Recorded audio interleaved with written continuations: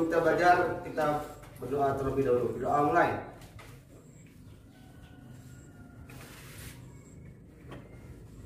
Berdoa selesai. Baik, sebelum masuk materi, Bapak absensi dulu. Kelas 11 IPA 1. Dani Saputra. Hadir, Pak. Tony Krisnanto. Hadir, Pak. Nina Piati. Hadir, Pak. Delvia Ika Saputri. Hadir, Pak. Ervin. Hadir. Ferry. Hadir. Elva Sari. Hadir. Lady Anita Sari. Hadir. Selina Wati. Hadir, Pak. Dimas. Hadir, Pak. Baik, ada yang nggak masuk? Hadir, Pak. Ada yang masuk semua ya? Bapak ada motivasi belum banyak supaya kita refresh. Kalau Bapak bilang siswa berprestasi, kalian jawabnya 100% mind, sure, and body. Bisa? Bisa, Pak. Putra. Coba ya. Siswa berprestasi 100% mind, sure, and body. Tepuk tangan untuk semua.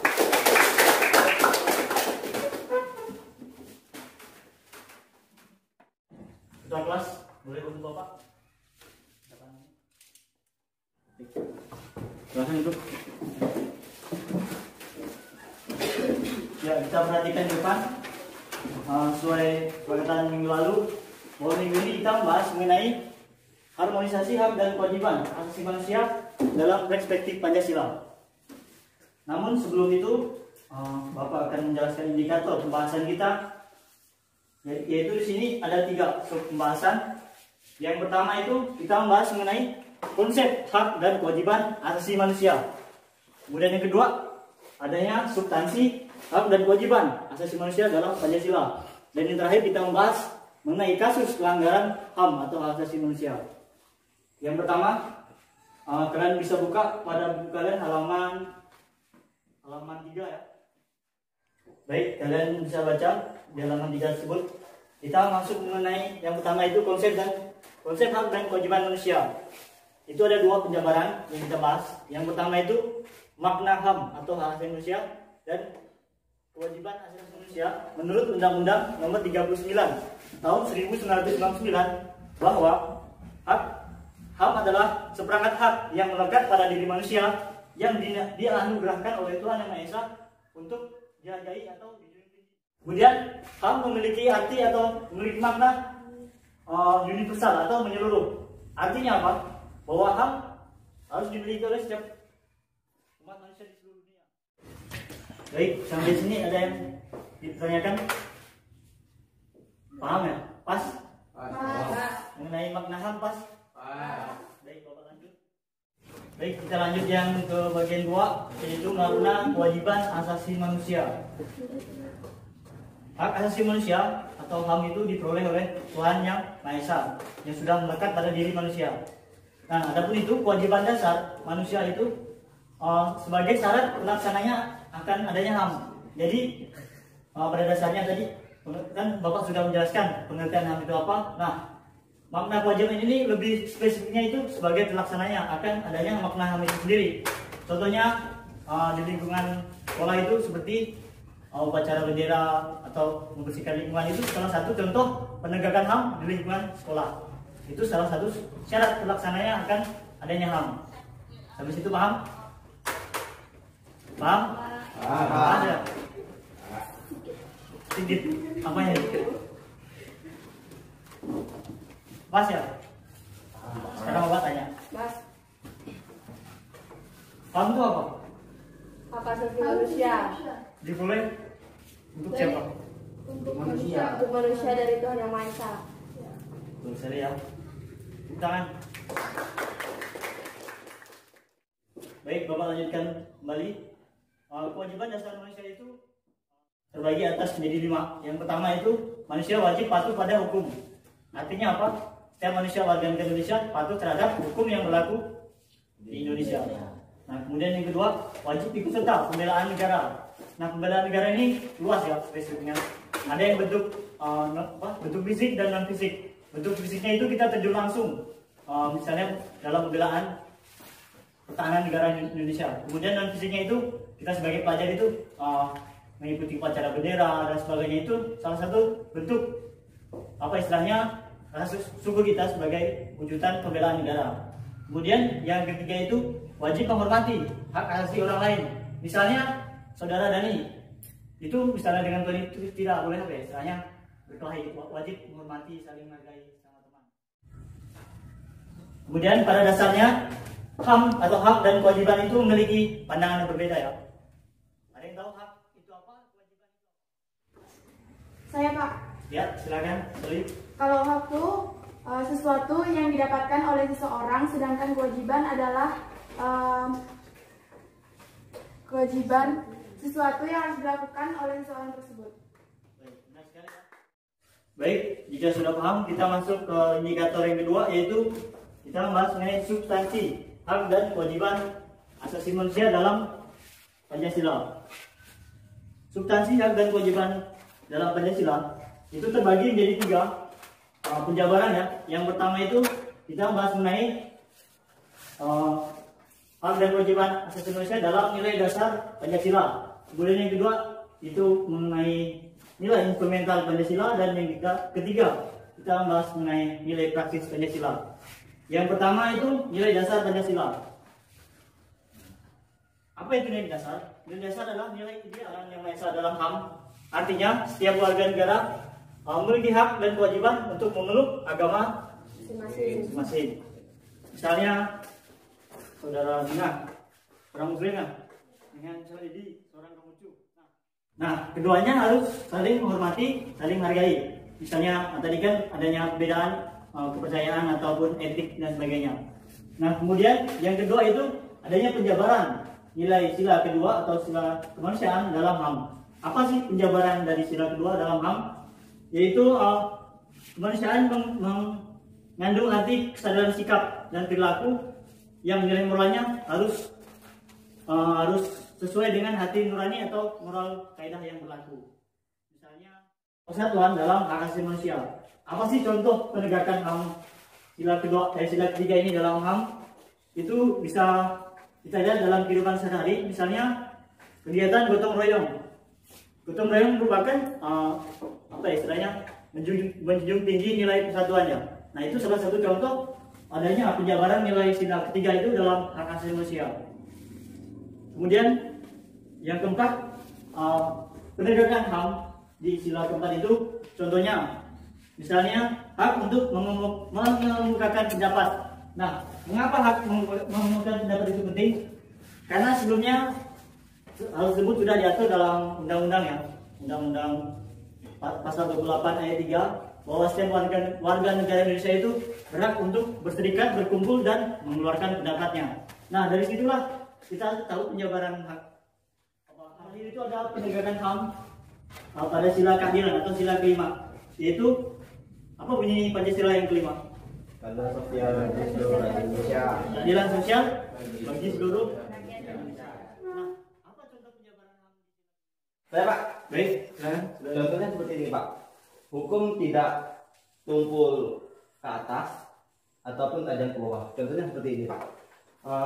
Kasus yang kemarin bahwa seorang polisi menyiram Novel Baswedan itu hanya dipenjara 1 tahun. Kemudian yang miris lagi ini, seorang aktivis mahasiswa menyuarakan haknya, itu malah dipenjara sampai 6 tahun. Nah, itu contohnya seperti itu.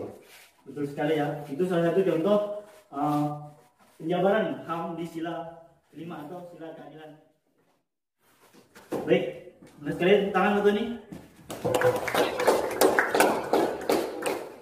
Baik, kita lanjut ke yang kedua, itu nilai instrumental Pancasila. Apa itu nilai instrumental? Nilai instrumental ini adalah nilai dasar Pancasila itu yang lebih spesifik atau lebih khusus. Ini artinya penjabaran dari nilai-nilai dasar Pancasila yang tadi, dari sila-sila kedua, ayat 1, 2, 3, seterusnya. Apa saja sih lebih khususnya? Di sini dalam Undang-Undang 39 tahun 1999 itu memiliki penjabaran hak dan sebagainya. Yang pertama itu adanya hak untuk hidup. Siapa sih yang nggak mau hidup di sini? Semua pasti akan mau hidup kan? Ya. Hak hidup ini sudah diatur di undang-undang juga ya. Kemudian hak berpendapat. Nah, tadi sudah dikatakan hak berpendapat itu diatur bahkan di Undang-Undang Dasar tadi pasal 28 ayat 3 itu.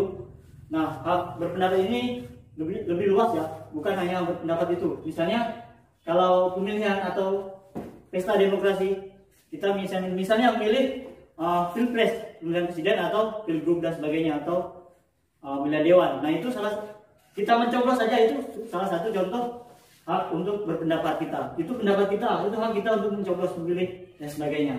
Itu contohnya. Misalnya hak pendapat, misalnya kayak tadi di kelas ini ingin berpendapat, Pak saya ingin ini. Itu contohnya. Kemudian yang terakhir itu ada hak mengembangkan diri. Nah, apa itu hak mengembangkan diri? Ayo Pak. Ya Pak. Baik, Tony. Contohnya seperti ini Pak, hak mengembangkan diri. Contohnya ketika saya memiliki bakat di dalam public speaking, Ya. maka saya diperbolehkan ataupun bebas untuk memilih, misalnya saya akan lanjut untuk pendidikan kemana saja, itu dibebaskan seperti itu Pak. Contohnya seperti itu Pak. Ya. Ya, benar ya. Tepuk tangan Pak Tony. Itu salah satu contoh dari apa? Hak mengembangkan diri ya.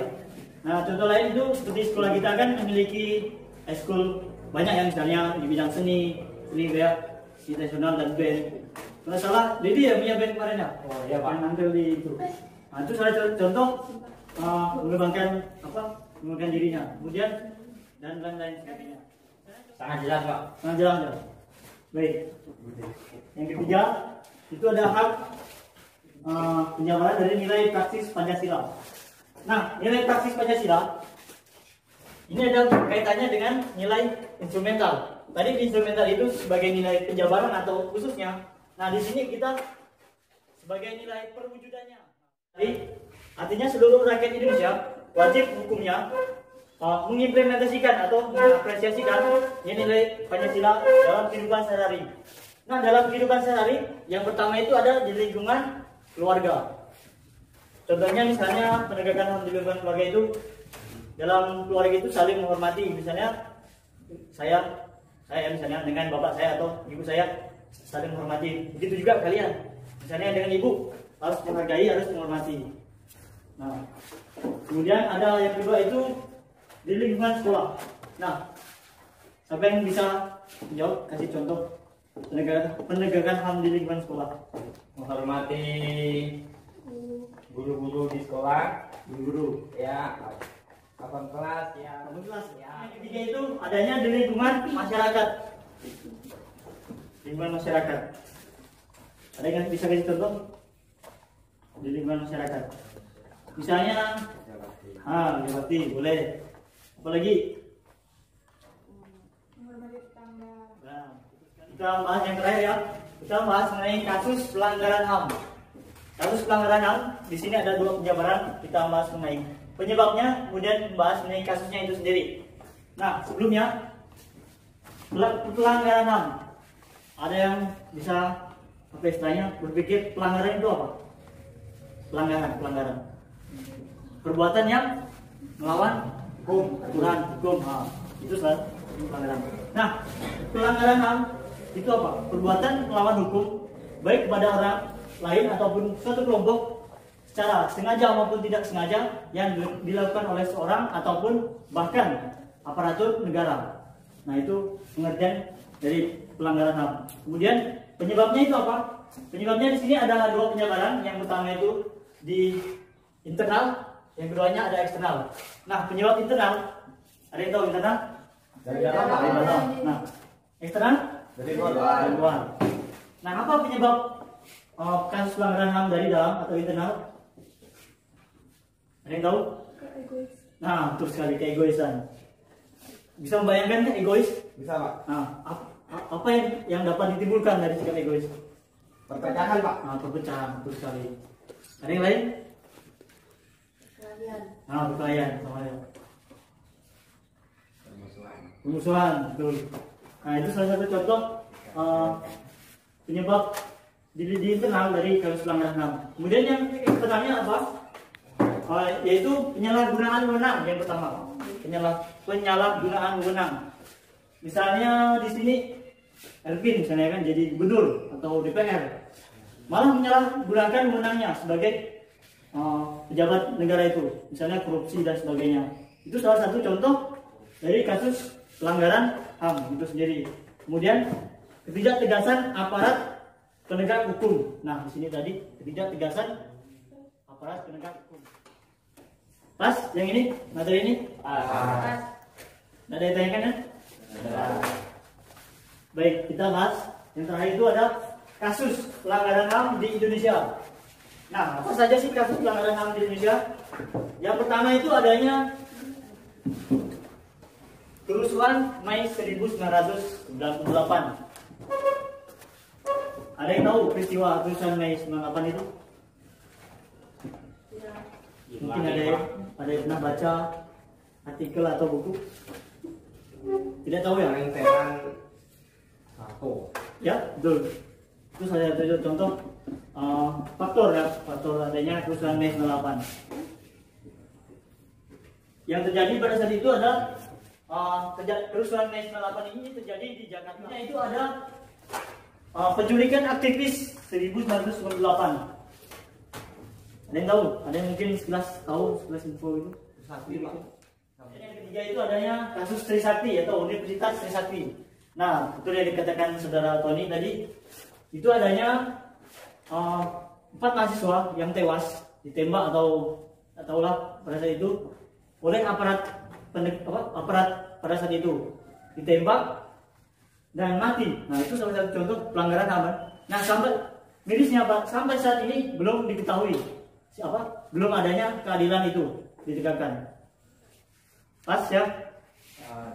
Nampaknya ngantuk nih. Coba diri lagi.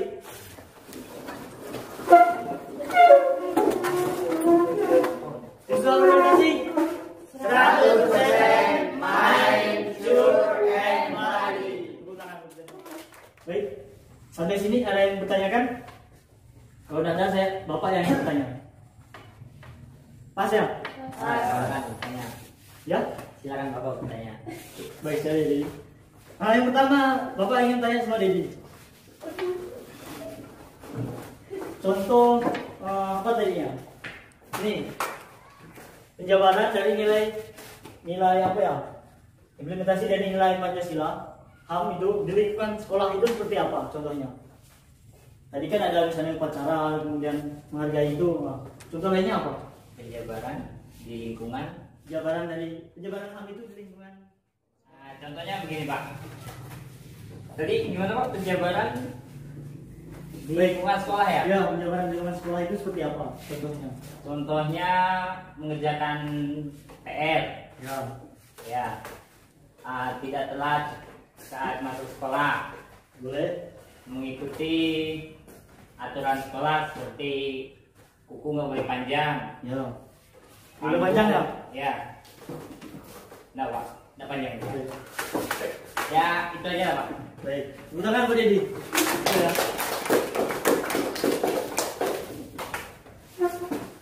Baik. Bapak lanjutkan ya. Bapak ada permainan. Jadi di sini Bapak ada kertas. Tapi sebelumnya kalian harus bentuk kelompok. Di sini berapa orang? Nah, 3 kelompok cukup kayaknya. Bagi 3 kelompok. Jadi di sini ada permainan. Jadi kalian kan sudah duduk berkelompok ya. Nah, nanti kalian dituntut menjelaskan kembali apa yang Bapak sampaikan tadi. Nah, menjelaskannya itu kalian rangkum dalam kertas. Nanti Bapak bagikan kertasnya. Rangkum di konsep di situ. Nah, jadi nama ini adalah mind map, artinya menjabarkan kembali. Namun yang intinya gitu. Misalnya seperti ini kan, kita bahas mengenai judul besarnya itu harmonisasi hak dan kewajiban asasi manusia. Nah, dijabarkan lagi misalnya sini. Nah, namun di sini lagi dijabarkan kembali gitu. Paham ya? Paham. Baik, Bapak bagikan ya.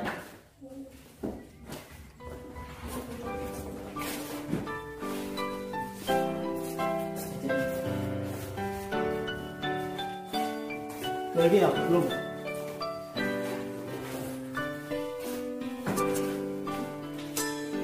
Baik, silahkan dikerjakan. Apa yang kalian tangkap mengenai materi yang Bapak sampaikan tadi?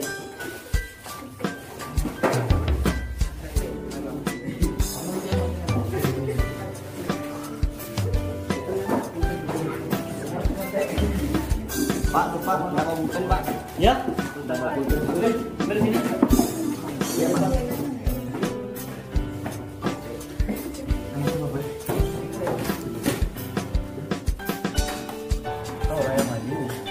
Sekolah lagi kan harus ngomong gue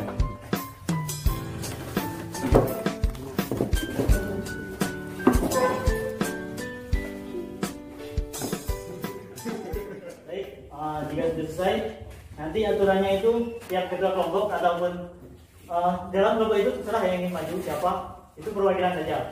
Nah di akhir nanti siapa yang penjabarannya ataupun penyampaian materinya paling bagus, nanti Bapak kasih hadiah di akhir nanti sebagai istilahnya reward gitu, supaya kalian semangat gitu ya. Sebelumnya sudah selesai semua ya? Baik, langsung saja ya. Yang ingin maju siapa? Silakan. Warahmatullahi wabarakatuh. Waalaikumsalam. Baiklah teman-teman, pada pagi hari ini saya perwakilan dari kelompok 1 akan mempresentasikan hasil kami, yaitu kasus pelanggaran HAM yang ada di Indonesia. Nah, baiklah, ini adalah contoh tugas kami yang telah kami kerjakan.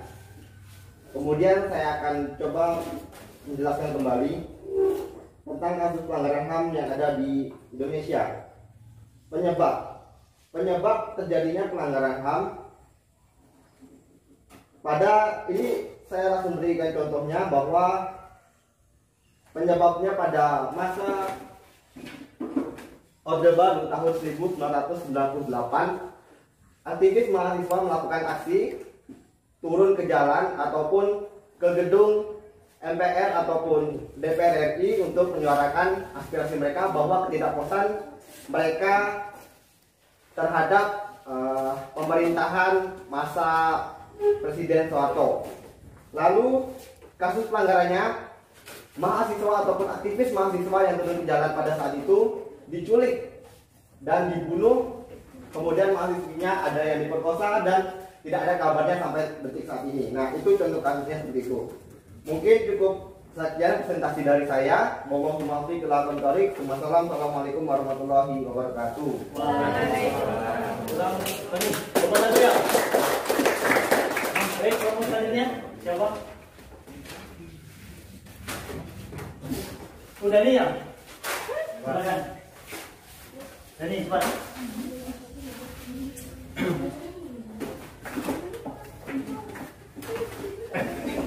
Ini anggota grup band kamu ya? Iya Pak. Gitaris. Gitaris. Assalamualaikum warahmatullahi wabarakatuh. Waalaikumsalam.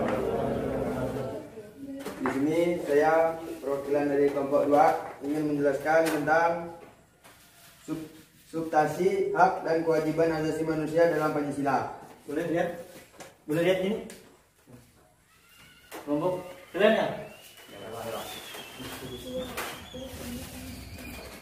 Substansi hak dan kewajiban asasi manusia dalam Pancasila mencakup hak dan kewajiban asasi manusia dalam nilai dasar Pancasila, hak dan kewajiban asasi manusia dalam nilai instrumental Pancasila, dan hak dan kewajiban asasi manusia dalam nilai praksis sila-sila Pancasila.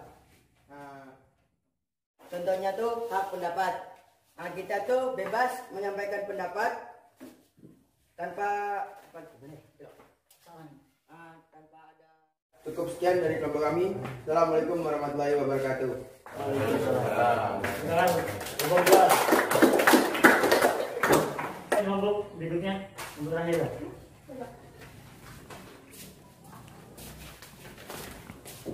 Assalamualaikum warahmatullahi wabarakatuh. Saya Dr. Kasa Putri dari kelompok 3 akan menjelaskan tentang indikator yang pertama, yaitu konsep hak dan kewajiban asasi manusia. Jadi konsep hak dan kewajiban hak asasi manusia itu dibagi menjadi 2, yaitu makna dan kewajiban HAM.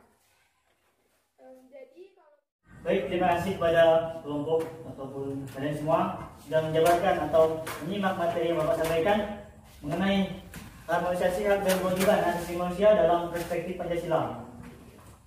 Sesuai janji Bapak tadi di awal, ada istilahnya bagian reward ya pada kelompok yang dianggap apa istilahnya bagus ataupun berhasil menyimak pelajaran yang Bapak sampaikan.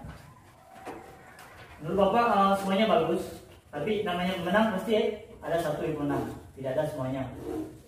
Yang kelompok lain jika belum mendapatkan reward hari ini, mohon maaf, mungkin pertemuan berikutnya atau pertemuan lagi bisa lebih baik lagi sama lagi. Jadi yang Bapak anggap menang, kelompok mana nih? Kelompok yang maju pertama tadi. Tepuk tangan.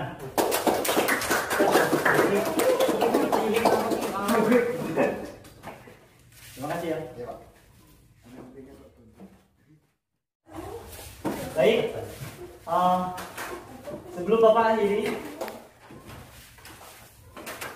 karena tadi di awal sudah pembukaan, jadi yang terakhir berikan kesimpulan.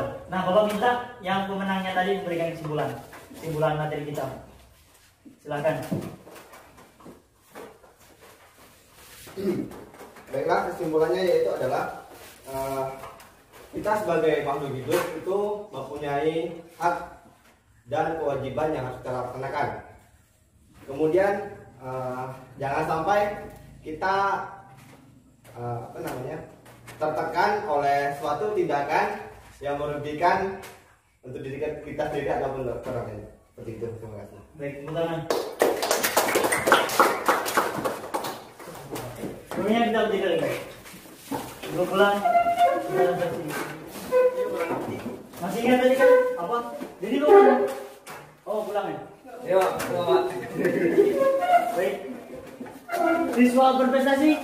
100% mind, shoot, and body. Tepuk tangan begitu. Baik, Tok kelas silakan bimbing doa. Marilah teman-teman sebelum pulang kita berdoa terlebih dahulu. Berdoa mulai.